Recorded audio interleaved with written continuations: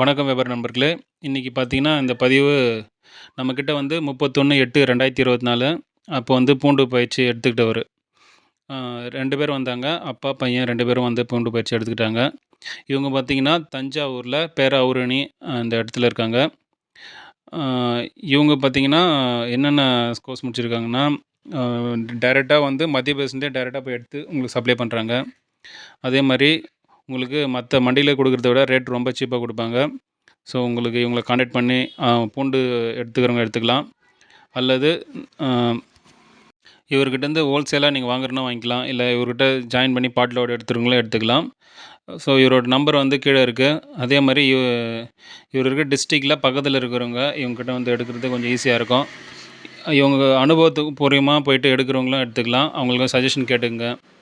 அதுக்கப்புறம் இவங்களோட நாலேஜை வந்து நீங்கள் கெயின் பண்ணணும்னு நினச்சிங்கன்னா டைரெக்டாக போய் பார்த்து நேரில் மண்டியை பார்த்து அதுக்கப்புறம் உங்களுக்கு எந்த சரக்கு வந்து குவாலிட்டியாக இருக்கோ அதை நீங்கள் எடுத்துக்கலாம். இல்லை ஆர்டர் கொடுக்குறதுனால முன்கூட்டியே அவங்ககிட்ட ஆர்டர் கொடுத்து நீங்கள் வந்து இவங்ககிட்டேருந்து சரக்கு எடுக்கிறதுக்கு கொஞ்சம் ஈஸியாக இருக்கும். ஏன்னா நாங்கள் இருக்கிற ராணிப்பேட்டை எங்கிட்ட டேரெக்டாக நிறைய பேர் வராங்க.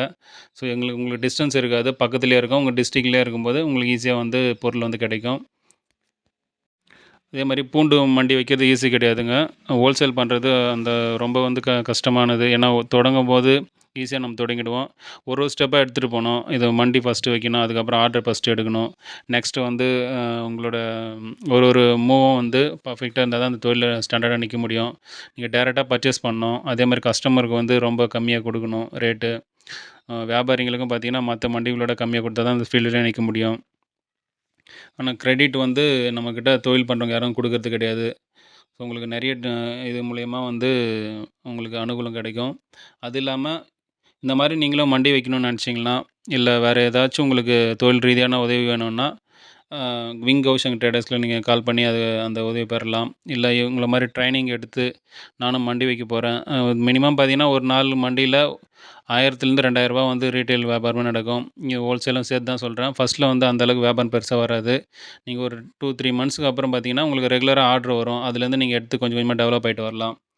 ஸோ மண்டி வைக்கிறோன்றவங்க கொஞ்சம் பொறுமையாக அதுலேருந்து ஸ்டாண்டர்டாக இருக்கணும். அதே மாதிரி பார்த்தீங்கன்னா, ஹோல்சேல் பண்ணுறவங்க தான் செட் ஆகும். ரீட்டெயில் பண்ணுறோன்னு நினச்சிங்கன்னா என்கிட்ட வர தேவையில்ல. நீங்கள் இவங்ககிட்டேருந்து எடுத்துக்கலாம்.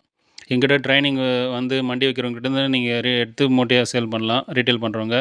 ஹோல்சேல் பண்ணுறவங்க மட்டும் என்கிட்ட வரலாம். ஸோ சபியுல்லாவும் முகமது சாருக்கும் ஒரு வாழ்த்து தெரிவிக்கிறேன். நன்றி, வணக்கம்.